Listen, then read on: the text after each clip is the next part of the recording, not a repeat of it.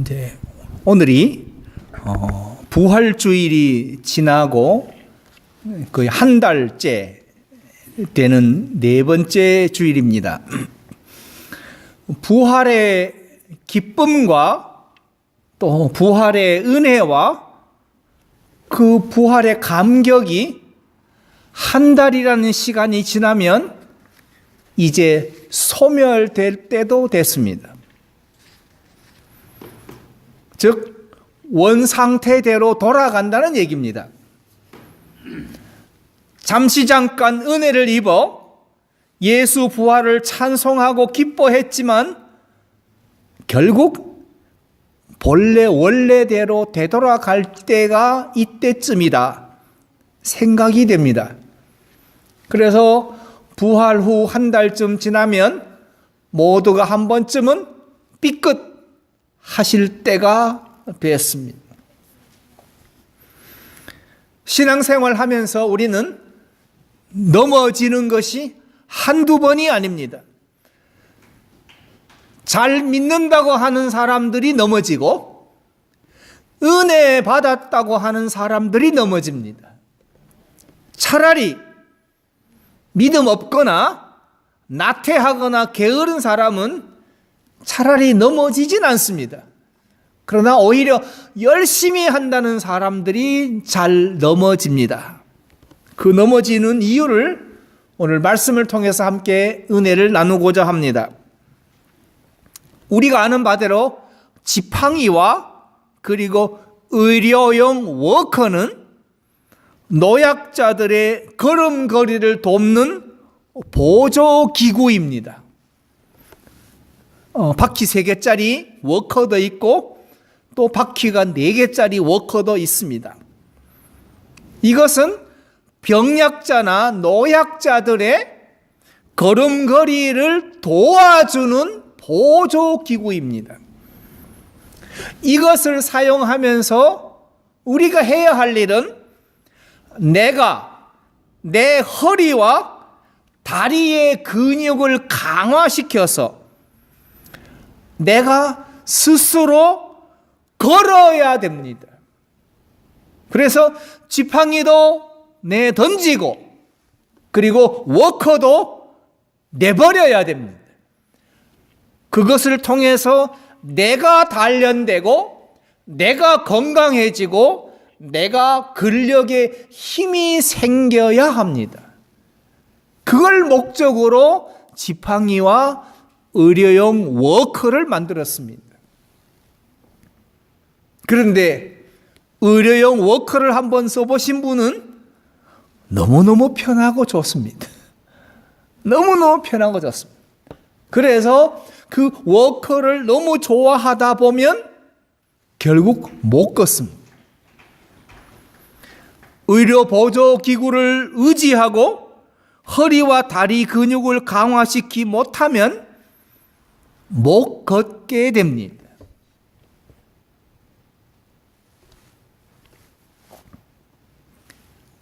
연세가 많아도 허리에 근력이 있으면 그리고 다리에 근력이 생기면 허리를 꼿꼿하게 세워서 걸으실 수 있습니다.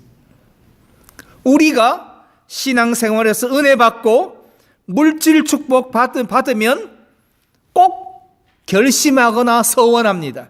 하나님, 내가 뭐 하겠습니다. 은혜 받으면 내가 뭐 하지요.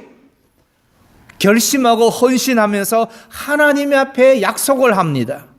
그러다가 냉랭해집니다. 침체되고 이로 인해서 실망감과 죄책감도 가지게 되고 나약해지고 비참해지기도 합니다. 그럴 때 또 기도합니다. 나를 죽여주세요, 힘주세요, 도와주세요 하면서 또 은혜를 구하다가 또 반짝 열심을 냅니다. 다시 헌신하고 강한 의지로 노력하고 투지를 불사르기도 합니다. 그러다 또 침체하고 삐끗하고 넘어집니다. 대부분 신앙생활하는 기독교인들이 이러한 악순환을 하는 이유는 제대로 훈련받지 못해서입니다. 제대로 훈련받지 못했습니다. 결국 그러다 보니 우리는 공감을 구걸하는 공감 거지가 됐습니다. 위로받는 것 되게 좋아합니다. 그래서 위로해달라고 해서 위로해 줍니다. 그건 그때뿐입니다. 한번 위로받았으면 그 위로받은 것으로 내 내면을 강화시켜서 더 이상 위로가 없어도 내가 튼튼하게 서야 할 텐데 위로받는 것만 좋아하고 그리고 공감받는 것만 좋아하는 공감 거지가 됐습니다. 그래서 왜 내 마음 몰라주냐고만 따집니다. 하나님 앞에 하나님 내 마음 알지요? 내 열심히 했지요? 알아달라고 합니다. 내면을 강하고 튼튼하게 다질 생각은 1도 없습니다. 그래서 공감 거지가 되거나 위로해주는 말을 듣기 좋아합니다. 괜찮아.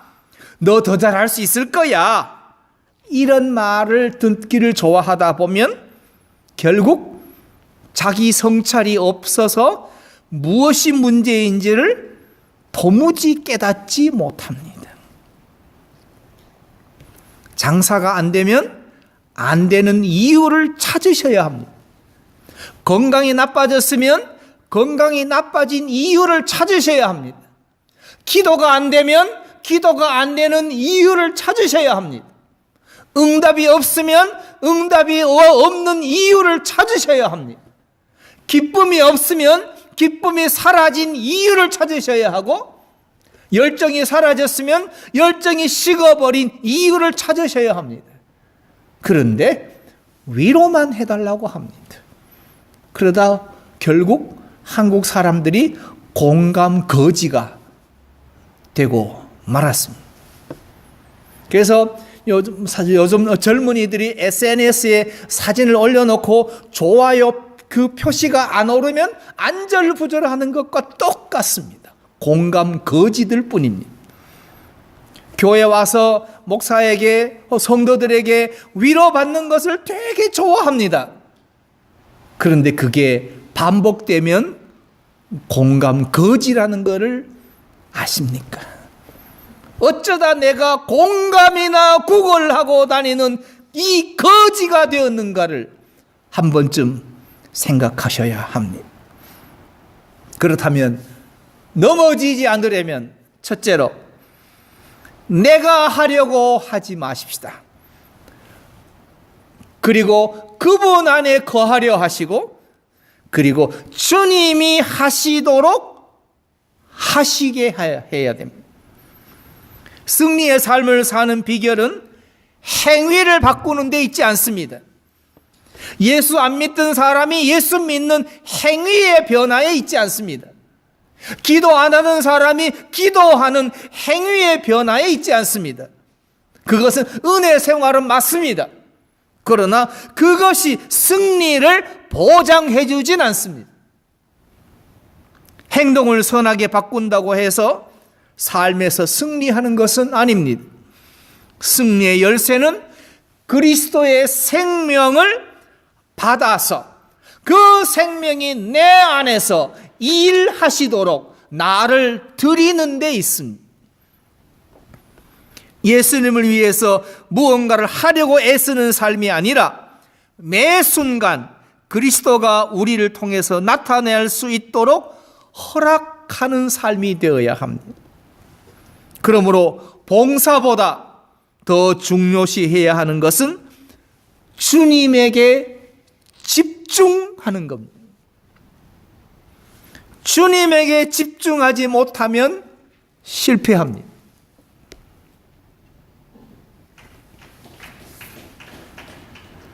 지금은 고인이 되셨습니다만은 저의 그 장모님이 끓여주시는 된장찌개는 들어가는 것도 별로 없어요.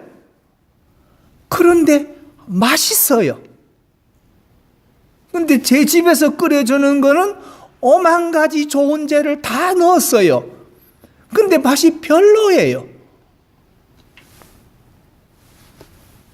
어느 날 그래서 제가 원인을 분석하기를 시작했습니다. 온갖 좋은 재료를 넣었는데도 맛이 별로인 것과 들어간 것이 별로 없는데도 맛이 기가 막힌 것의 차이는 뭘까? 그것을 이제 한국 사람들은 그 어머니의 손맛이라고만 해석합니다. 그걸로는 설명이 부족합니다. 좀 더 과학적인 데이터가 필요합니다. 그래서 장모님께서 끓이시는 장면도 제가 옆에서 지켜보고 저희 집에서 끓이는 것도 옆에서 지켜봤습니다. 성이 물론 다 맞습니다. 그런데 중요한 것은 된장의 그 품질, 집에서 담근 된장의 그 품질과 그리고 된장을 풀어 넣는 소금과 된장의 농도의 차이가 그게 어머니의 손맛이었습니다. 과학적인 데이터는 없지만 어머니들은 오랜 세월의 경험을 통해서 그 농도를 정확하게 찾으셨어. 대충 하시는데도 그 농도가 나오니 맛이 기가 막히고, 그것이 수련이 부족하고 훈련이 덜 된 사람은 온갖 재료를 다 넣어서도 농도를 맞추지 못하면 맛이 별로일 수밖에 없는, 그 차이는 결국 훈련의 과정을 통해서 그것을 찾았느냐 못 찾았느냐에 있다면, 예수 믿는 믿음 생활을 통해서 우리가 찾아야 할 것은 우리 안에 예수님이 오셔서 나를 사용하게끔 했느냐 안 했느냐의 차이에 있습니다. 얼마나 열심히 했느냐가 아니라 주님께서 사용하시도록 나를 드렸느냐 안 드렸느냐의 차이일 뿐입니다. 실패하고 절망 중에 있는 나 자신이 예수님이라는 나의 주인 되시는 분을 만났는데, 나는 예수님이 좋아요, 예수님이 좋은 걸 어떡합니까? 이런 노래만 하고 있다면 우리는 또 넘어질 수밖에 없습니다.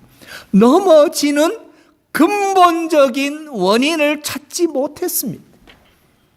그 원인을 해결하느라고 열심히 하면 된다, 은혜 받으면 된다, 능력 받으면 된다라고만 하지만 은혜와 능력으로 그것이 해결된 적이 없습니다. 문제의 원인이 내 안에 있음을 우리는 깨달으셔야 합니다. 그리스도를 본받는 삶이 교회라는 한정된 범위 안에서만 신앙적인 수양을 쌓는 것은 아닙니다. 하나님이 창조하고 우리를 보내신 세상에서 그리스도를 본받아 살아가는 것에 있습니다. 그러므로 우리 그리스도인들은 이 세상에서 우리를 부르시고 계시는 하나님의 부르심에 응답해 가는 삶입니다. 내 직장에서, 오늘 내가 만나는 사람들에게 하나님은 내게 뭐라 말씀하시느냐, 어떻게 하라고 하시는가에 대해서 우리가 응답하는 겁니다.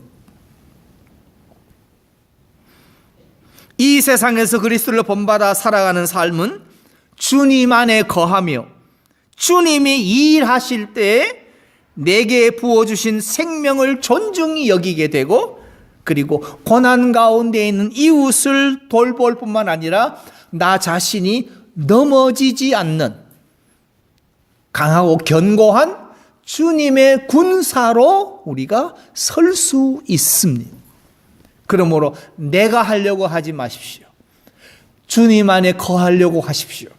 그리고 주님이 하시게 하십시오. 그 다음 두 번째로, 넘어지지 않으려면 헌신하려고 하지 말고 자기를 부인하려고 하셔야 합니다. 오늘 함께 우리가 읽었던 16장 24절에서 이에 예수께서 제자들에게 이르시되 아무든지 나를 따라오려거든 자기를 부인하고 자기 십자가를 지고 나를 쫓을 것이다. 누구든지 제 목숨을 구원코자 하면 잃을 것이요 누구든지 나를 위하여 제 목숨을 잃으면 찾으리라 말씀하십니다. 예수님은 그러므로 헌신하라고 말씀하시지 않고 자기를 부인하라고 말씀하십니다. 교회 열심히 나오라고 말씀하지 않고 자기를 부인하라고 하십니다. 충성하라는 말보다 자기를 부인하라고 말씀하십니다. 자기를 부인하는 삶이란 우리들의 죄인됨과 그리고 육신됨을 우리가 자기 부정하는 겁니다. 존재와 실존과 행위에 대한 모든 것의 부정입니다. 그래서 하나님만이 계시게끔 하는 겁니다. 얼마 전에 저희들이 함께 불렀던 찬양 가운데 나는 아무것도 아닙니다라는 찬양의 시가 있었습니다. 제가 시를 한번 읽어보도록 하겠습니다. 나는 아무것도 아닙니다. 주님의 사랑이 없으면. 나는 아무것도 모릅니다. 주님의 지혜가 없으면. 나는 아무것도 못합니다. 주님의 능력이 없으면. 나는 한순간도 못 삽니다. 주님의 생명이 없으면. 이 찬양의 시에 100% 여러분 동의하십니까? 나는 아무것도 아니고 나는 아무것도 모르고 나는 아무것도 못하고 나는 한순간도 못 사는 존재임을 깨달으십니까? 그것이 자기 부인하는 삶입니다. 주님의 사랑이 없다면, 주님의 지혜가 없다면, 주님의 능력이 없다면, 예수님의 생명이 없으면 나는 아무것도 아닙니다. 아무것도 아닙니다. 이것을 뼈저리게 깨달은 자들을 하나님은 그의 종으로 쓰셨습니다. 그의 종으로 쓰셨습니다. 그래서 예수님은 헌신하라, 충성하라, 돈 바쳐라 말씀하지 않고 자기를 부인하라. 나는 아무것도 아닙니다라는 것을 깨달으라는 말씀입니다. 그런데 그리스도의 삶에서 승리를 방해하는 것이 있는데 이것이 내가 하나님을 위해서 뭔가를 이루려고 하는 뭔가의 업적을 남기고 일을 남기려고 하는 것에서부터 우리는 그 마음이 승리하는 삶을 방해하고 있습니다. 요한복음 14장 9절 말씀에 예수께서 가라사대 빌립아 내가 이렇게 오래 너희와 함께 있으되 내가 나를 알지 못하느냐 나를 본 자는 아버지를 보았거늘 어찌하여 아버지를 보이라 하느냐. 나는 아버지 안에 있고 아버지는 내 안에 계신 것을 내가 믿지 아니하느냐. 내가 너에게 이르는 말이 스스로 하는 것이 아니라 아버지께서 내 안에 계셔 그의 일을 하는 것이라. 하나님이 주님을 통해서 사시게 하는 것이라고 주님은 말씀하십니다. 그것이 예수님의 정체요, 예수님의 사역의 본질이요, 예수님의 능력이 원천은 예수님 자신이 아니라 아버지가 내 안에 계시고 내가 아버지 안에 있어 아버지가 내 안에서 아버지의 일을 하심으로 그것이 능력이고 그것이 기적이고 그것이 사랑이고 그것이 십자가였다고 말씀하고 있습니다. 무슨 의미입니까? 은혜의 삶이란 우리 안에 있는 하나님의 생명력으로 사는 삶을 말합니다. 그래서 하나님을 믿음으로 믿고 우리가 받으면 우리 안에 그분이 거하십니다. 성령께서 하나님 보내신 성령이 우리 안에 오셔서 내주하며 거하십니다. 당신이 그리스도인이라면 당신 안에 전능하신 하나님이 계십니다. 성령님이 거하십니다. 그것은 승리의 삶을 살기에 충분합니다. 충분한 원동력이 제공됩니다. 그래서 요한복음 5장 17절에 예수께서 저에게 이르시되 내 아버지께서 이제까지 일하시니 나도 일한다. 내 아버지께서 일하시니 우리 방주교회도 일한다. 방주교회 성도들도 일한다. 어떻게? 내 아버지께서 이제까지 일하시니 방주교회도 일하고 방주교회 성도도 일한다. 주님이 일하신 것이 아니라 하나님이 일하시기에 주님이 일하신다고 말씀하십니다. 동일한 원리입니다. 그렇기 때문에 예수님은 아침에 일어나 오늘 하루를 하나님께 드리고 그분을 온전히 의지하여 아버지의 생명이 자신을 통해 나타나도록 간구하셨습니다. 새벽 미명에 예수님은 산에 가셔서 혹은 계시는 곳에서 하나님의 생명이 내 안에 계셔서 나를 통해 나타나시도록 간구하셨습니다. 이것이 예수님의 공생애요, 예수님이 하신 사역입니다. 예수님이 아버지 하나님을 전적으로 의지했던 것처럼 우리도 예수님을 전적으로 의지해야 합니다. 그분을 전적으로 의지한다는 것은 내 의지로 그분을 섬기는 것이 아니라 우리가 그리스도께 항복하고 그분의 생명이 우리를 통해 나타나도록 하는 것입니다. 이것이 은혜의 삶이고 성도의 삶입니다. 그러므로 결코 나를 드러내서는 아니 됩니다. 한국 교회가 가장 부패한 것 중에 하나는 교회 안에 사람들의 헌신들이 가득하다는 겁니다. 피아노는 누가 했고, 커튼은 누가 했고, 꽃꽂이는 누가 했고, 뭐는 누가 바쳤고, 그것을 헌납하고 기부한 자들의 이름이 생생하게 기억되고 광고하고 있습니다. 그것은 예수님이 우리 안에 계셔서 일하는 것이 아니라 내가 하나님을 위해서 뭔가를 여전히 하려고 몸부림치는 것과 같습니다.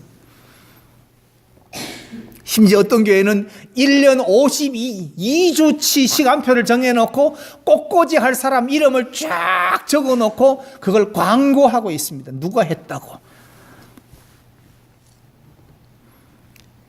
그렇다면 육신의 삶이란 무엇입니까? 자기 필요를 채우기 위하여 자기 자신을 발전시키고 향상시키는 것입니다. 이것을 하나님은 기뻐하지 아니하십니다. 자기 만족을 위해서 해놓고 자기가 기뻐하고 자기가 스스로 만족합니다. 마치 음식을 접대하는 것과 같습니다. 하나님 제가 이만큼 했어요. 하나님 좋으시죠? 기쁘시지요? 봐요 다들 좋아하시잖아요. 과시하고 자기 성취와 자기 만족과 자기 기쁨을 얻으려고 하는 것을 성경은 육의 삶이다라고 말합니다. 우리가 스스로의 힘으로 삶을 살려는 자세를 하나님은 이제는 내려놓기를 원하십니다. 우리가 그분께 온전히 내어드림으로 그분의 삶이 우리의 삶이 되기를 원하십니다. 하나님께 우리를 드리면 그분은 우리를 통해서 사십니다. 우리를 통해 사십니다. 예를 들면 우리가 차를 운전해서 교회를 왔는데 우리는 우리 스스로가 운전자라고 생각합니다. 우리가 운전자가 아닙니다. 운전자는 하나님이십니다. 그렇다면 우리는 뭐가 되어야 됩니까? 우리는 네 바퀴 달린 우리는 자동차가 되셔야 합니다. 자동차가 되시고 운전대를 하나님 앞에 내어드리셔야 합니다. 주님, 마음껏 쓰십시오. 가고 싶은 대로 가십시오. 저를 마음껏 사용하십시오. 라고 내어드리는 자동차가 되시고, 운전대는 주님의 손에 맡겨드리시면 됩니다.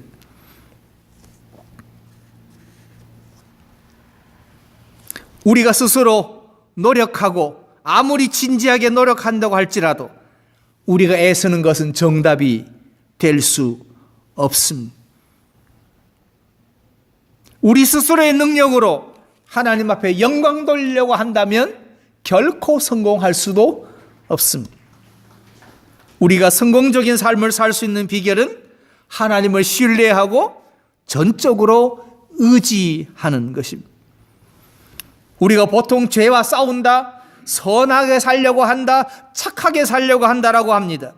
그러나 그것이 아니라 어떻게 하면 주님이 내 안에 충만하실까? 내 안에 어떻게 하면 주님이 사시게 할까? 이것의 싸움입니다. 그래서 사도 바울은 신약 성경 갈라디아서 5장 16절에서 내가 이르노니 너희는 성령을 좇아 행하라. 그리하면 육체의 욕심을 이루지 아니하리라. 육체의 소욕은 성령을 거스리고 성령의 소욕은 육체를 거스리나니 이 둘이 서로 대적함으로 너희의 원하는 것을 하지 못하게 하려 함이니라. 우리 삶에서 승리를 경험할 수 있는 유일한 방법이 있다면 우리 자신을 예수님께 복종시키는 일입니다. 그래서 그분이 우리를 통해서 나타나시도록 그분의 도구가 되어드리는 일입니다. 옛날에는 사람이 일을 했습니다. 그런데 요즘은 시대가 좋아서 툴이 일을 합니다. 사람이 일을 하지 않습니다. 전에는 삽과 곡괭이로 사람들이 땅을 파려고 애를 썼습니다. 그런데 커다란 땅 파는 굴삭기가 와서 한번 푹 파면 수백 명이 하는 일을 그냥 한 번에 해결합니다. 사람이 하는 것이 아니라 툴이 한다면 우리는 하나님이 사용하시기에 합당한 툴이 되시면 됩니다. 각자의 은사와 각자에게 주신 재능으로 툴이 되시면 주님은 거기에 합당하게 우리를 사용하십니다.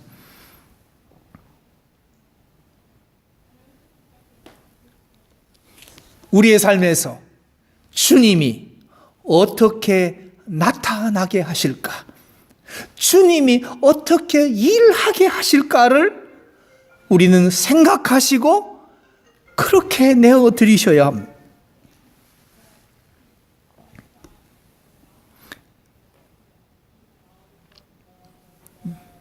노력은 자신의 힘으로 하는 겁니다. 나는 사람들이 그저 수동적인 삶을 살도록 종령하는 것이 아니라 로봇처럼 하나님의 시킨 대로 복종만 하라는 말이 아닙니다. 그것은 성령과 동반자가 되라는 겁니다. 아까 우리가 찬송을 불렀던 212장은 이렇게 우리에게 시를 가르쳐 줍니다. 너 성결케 위해 주 따라가고 일 다급하여도 당황치 말고 참 즐거울 때나 또 슬플 때나 너 주님만 믿고 따라가라. 너 성결케 위해 늘 안심하며 내 소원을 주께 다 맡기어라. 너 성령을 받아 주 섬겨 살면 저 천국에 가서 더 잘 섬기리. 우리의 의지와 우리의 수고로 하는 것이 아니라 성령님과 동반자가 되어서 성령께서 우리 안에 충만하게 임재하셔서 우리를 도구로 사용하실 것이다 라고 말씀합니다.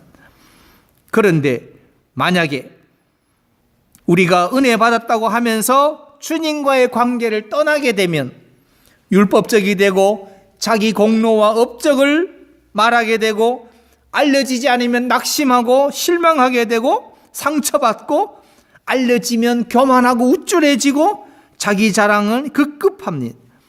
그러다가 그게 막히면 또 초조해지고 불안해하고 상처받고 절망합니다. 이것이 반복되어집니다. 그래서 교회 안에서 성도들끼리 서로 시기 질투하고 경쟁하게 됩니다. 그래서 주일 예배 마치고 집으로 돌아가는 차 안에서 대개 부인들이 남편에게 말합니다. 여보, 내가 했던 꽃꽂이가 더 예쁘지? 똑같은 바보들 아닙니까? 하나님 앞에 드렸으면 빨간 것도 예쁘고 검은 것도 예쁘지. 내가 한 게 더 예쁘지. 그걸 남편이 공감해주고 그래 당신께 예뻐라고 공감해주기를 바라는 거지가 되어버리고 말았습니다. 어쩌다 우리가 이렇게 됐습니까? 주님을 잃어버렸기 때문입니다. 주님을 놓치고 주님을 잃어버리고 주님과의 사랑을 잃어버리고 육신만 남아서 섬기겠다고 열심만으로 교회 생활한 결과가 이 모양 이 모습입니다. 그러므로 우리의 이 사역과 예배와 기도가 예수님과의 관계가 없다면 다 무의미한 것이고 가치 없습니다. 우리가 회복해야 할 것은 우리가 놓치고 잃어버렸던 주님과의 첫사랑, 주님과의 첫사랑을 회복하는 것. 그리고 관계를 형성하고 밀접한 동행입니다.